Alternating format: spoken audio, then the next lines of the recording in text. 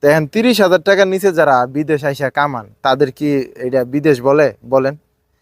8 ঘন্টার ডিউটির কথা আমি কিসের জন্য বললাম? 8 ঘন্টার ডিউটি করলে আপনি বাইরে যেয়ে পার্ট টাইম করতে পারবেন, পার্ট টাইম খুঁজতে পারবেন। কারণ যদি আপনি 10 ঘন্টার ডিউটিতে আসেন, 1200-1400 রিয়াল বেতন আসেন, আপনি কিন্তু বাইরে কাজ করতে পারবেন না। আর সৌদি আরবে কিন্তু বাইরের কাজেই টাকা ইনকাম হয়। বেতনের দিয়া কিন্তু আপনারা মানে একটু নিশ্চিন্তে থাকা যায় যে মাস শেষে বেতন ডাইতেছে, আমার বাইরে কাজ না করলেও চলবো, রিল্যাক্স। কিন্তু আপনি যদি 10 ঘন্টা 12 ঘন্টার ডিউটিতে আসেন তাহলে কিন্তু আপনার বাইরে কাজ করার কোনো চান্স থাকে না।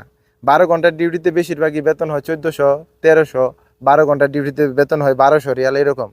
8 ঘন্টা কাজে আসেন, 1,000 রিয়াল বেতনে আসেন, 1400 রিয়াল বেতনে আসেন, আর বাইরে দেখেন যে পার্ট টাইম করা যায় কিনা। এরকম করে বিদেশে আসার চেষ্টা করেন, কন্ট্রাক্ট পেপারে এরকম করে সাইন করেন, দালালকে এইভাবে বলেন, এতে আপনার ভালো।